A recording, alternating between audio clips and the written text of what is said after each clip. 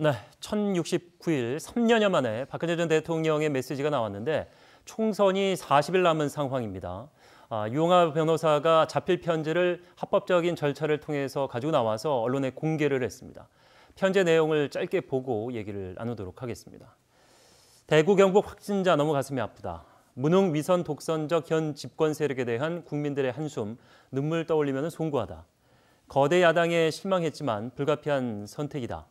태극기 들었던 모두가 하나 된 모습을 보여주길 바란다. 자, 물론 이제 편지 내용은 이거보다는 좀 길었습니다만은 핵심 내용이 여기에 있는데 시점부터 좀 살펴보도록 하겠습니다. 40일 앞둔 총선, 그렇기 때문에 그 진위에 대한 의구심의 눈초리 좀 높은 것 같은데요. 네, 지금 입장에서 보면은 박근혜 전 대통령의 입장에서는 너무도 적절치 못한 언행이죠.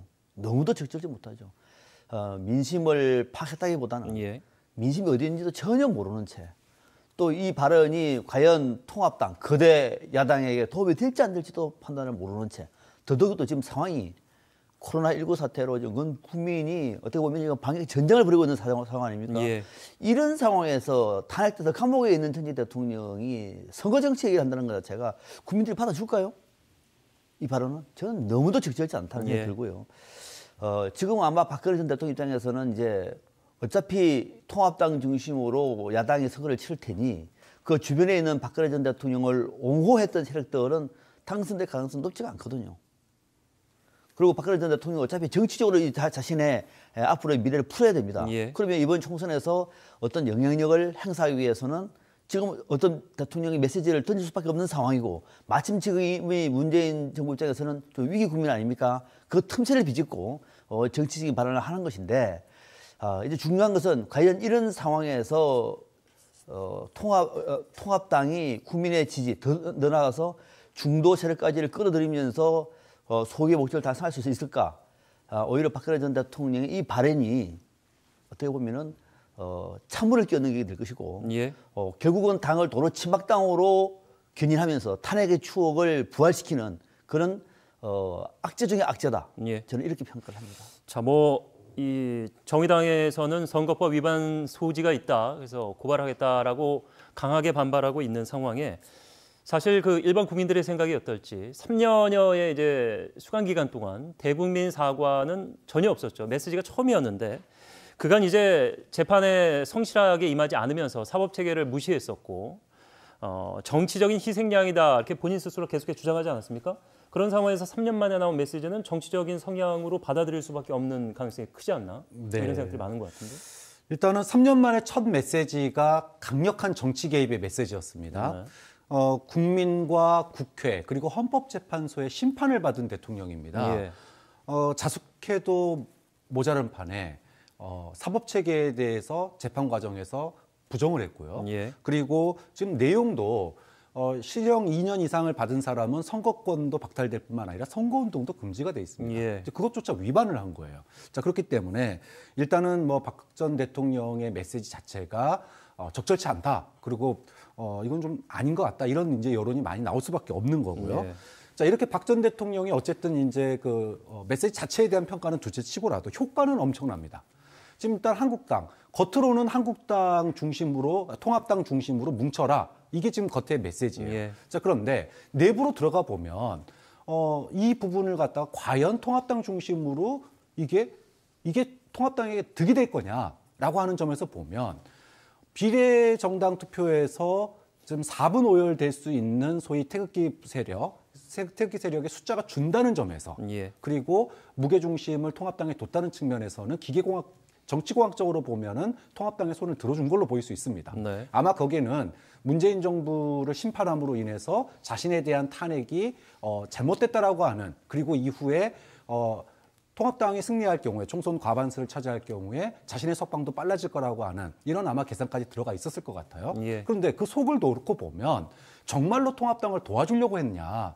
사실상 최근에 이 시점이 중요하거든요. 소위 말해서 극우보수 태극기 세력이 4분 5열돼서 여러 당이 한국당 공천에서 떨어진 사람들을 영입해가지고 소위 말해서 비례정당으로 클려가고 있는 상황이었거든요. 그러다 보니까 태극기 세력이 과연 원내에 진입할 수 있겠느냐 이렇게 분열돼서 자 그런 상황에서 통합당으로 힘을 몰아준 거는 현실적으로 만약에 태극기 세력이 한석도 못 얻고 그런 결과가 나왔다. 그러면은 총선 이후에 박 전 대통령의 정치적 입지는 더 줄어들 수밖에 없거든요. 예. 좀 그런 점에서 대승적으로 통합당을 지지하는 것처럼 보이지만 현실적으로는 자신의 어떤 그 총선 이후의 석방 가능성 예. 그리고 소위 태극기 세력이 현실적으로 의석을 차지하기 점점 어려워지고 있는 상황에 예. 대한 배려 이런 부분 때문에 통합당에 대한 힘 몰아주기 이런 어떤 선언을 하지 않았느냐 예. 이렇게 평가할 수 있을 것 같습니다. 민주통합당 내 친박계 의원들의 생각은 어떨지 뭐 각자 차이가 좀 있겠습니다만은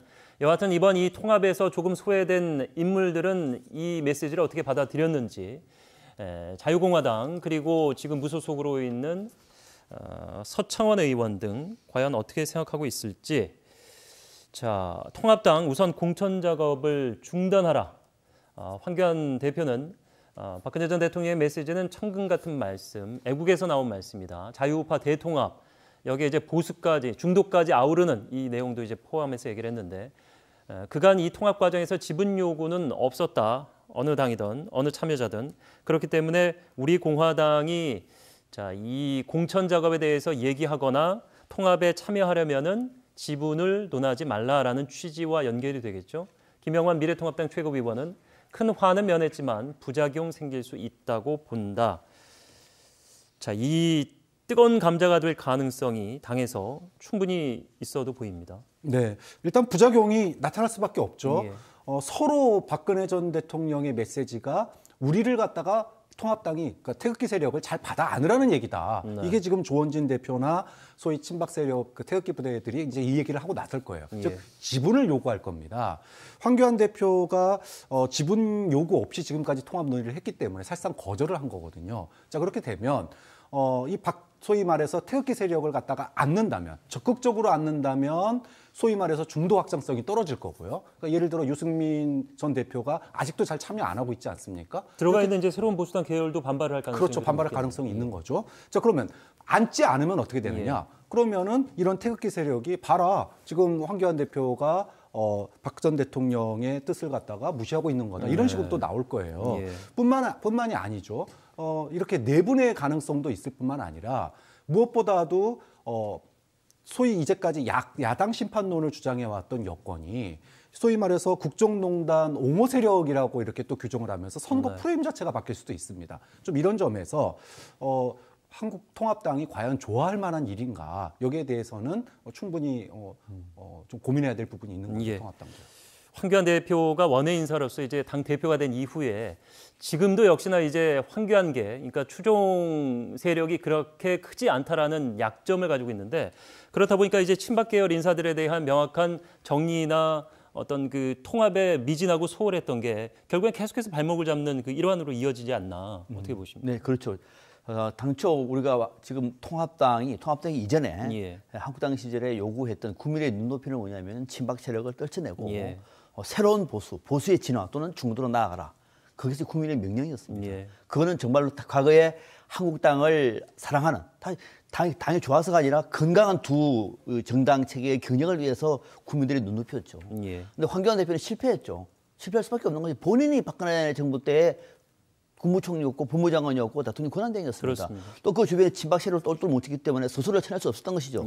그래서 황교안 대표로는 안 된다고 얘기를 해가지고 비대 얘기도 많지 않았습니까? 그러나 김용호 공천관리위원장을 발탁함으로써 분위기가 바뀌었습니다.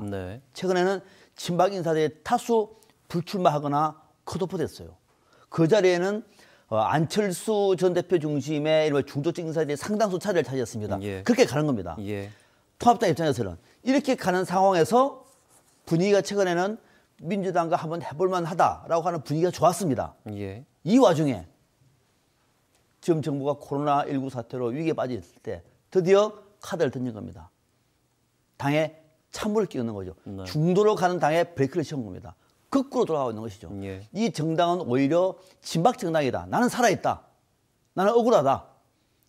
라고 하는 사실을 보여주는 것이고 이를 통해서 총선 이후의 선거 정치, 총선 이후의 대통령 선거 정치가 어떻게 될 것인가를 알 수 있는 대목이거든요. 아마 극한적인 투쟁으로 갈 것입니다. 그 투쟁에 자신이 선봉에 설 수도 있다는 메시지를 던지고 있는 것이고 이를 통해서 당 지도부의 주변에 있는 친박의 핵심 인사들, 뭐 이를테면은 그 유영아 변호사라든지 서청원 의원이라든지 김문수 전 지사라든지 등등 있지 않습니까? 조원진 의원 이런 분들이 통합당에 들어가서 역할을 할 수 있도록 해라라고 하는 메시지를 던진 것이고 김영호 위원장이 수용을 한 겁니다. 할지 안 할지는 모르겠으나 전체적으로 당이 친박색을 드러내고 중도로 가려고 했던 그 정당에 브레이크를 걸면서 나름대로 찬물을 끼얹는 자충수를 뒀다 이렇게밖에 볼 수가 없는 대목이죠. 예. 자, 그렇다면은 이번 이 박근혜 전 대통령의 메시지가 총선 40일을 앞두고 나왔는데 민주당 내에서는 어떤 분위기일지 어떤 해석을 하고 있을지 굉장히 궁금해집니다.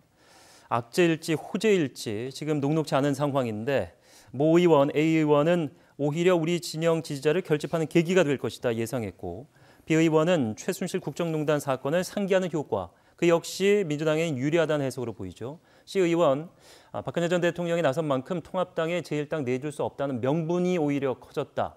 비례정당 논의는 더 빨라질 수도 있다. 비례정당에 대한 비판을 피해갈 수 있는 또 다른 명분을 제시해줬다. 이렇게 해석을 하고 있는 건데 앞서 제가 이제 황교안 대표의 환영 인사말과 관련돼서 중도까지 아우르는 통합을 이루라는 뜻으로 비춰진다. 이 얘기에 좀 주목해 볼 필요가 있다는 말씀을 해드렸는데 사실 탄핵 대통령이 나서서 국민에게 송구하다는 말도 없이 친박계를 그대로 껴안고 있는 보수 야당, 거대 야당을 향해서 똘똘 뭉쳐서 현 정권을 심판해라. 이 얘기를 했다는 것은 결국 국정농단 사태의 지금 이제 주범으로 있는 박근혜 전 대통령 그리고 친박 의원들의 확장성을 그냥 제한하는 그런 어떤 가이드라인이 되는 거 아닌가 이런 분석인 것 같아요. 네, 박 전 대통령의 메시지가 득실이 있다라고 분명히 얘기를 했습니다. 그런데 실을 줄일 수 있는 부분이 얼마든지 있어요. 그냥 박 전 대통령 그렇게 얘기했구나 그러면서 속으로 웃으면서 그냥 겉으로 어떻게 보면은 그 통합에 그 박차를 가하는 그러면서 중도 확장성을 가지는 쪽으로 갈 수도 있었는데 통합당 지도부가 나서서 천근 같은 말씀이다. 이렇게 이제 박 전 대통령을 오히려 띄웠습니다. 자, 이렇게 되면 아까 민주당 의원들이 얘기하듯이 원래는 민주당이 선거 구도가 좋았거든요. 보수 야당이 분열돼 있는 선거 구도였습니다. 근데 이게 빠르게 지금 1대1 구도가 되는 거거든요. 그러니까 지지자들의 위기감 플러스 지지자들이 박근혜가 다시 살아나네? 도로 새누리당이네? 도로 친박당이네? 자, 이렇게 됨으로써 지지층 결집과 그다음에 1대1 구도니까 우리도 총선에서 승리하려면 그동안에 비례정당 논의에서 민주당이 참 끼기가 애매했었는데 명분이 없었는데 그런 명분까지도 얻게 되는 이런 효과를 갖게 되거든요. 그렇게 보면은 박 전 대통령의 메시지가 민주당으로서는 그동안의 코로나 사태로 인해서 반격의 계기를 못 잡았는데 반격의 모멘텀, 어떤 계기를 만들 수 있었다는 점에서 어떤 구사회생의 어떤 또 한 수가 또 생기는 그런 국면이 펼쳐지는 거죠.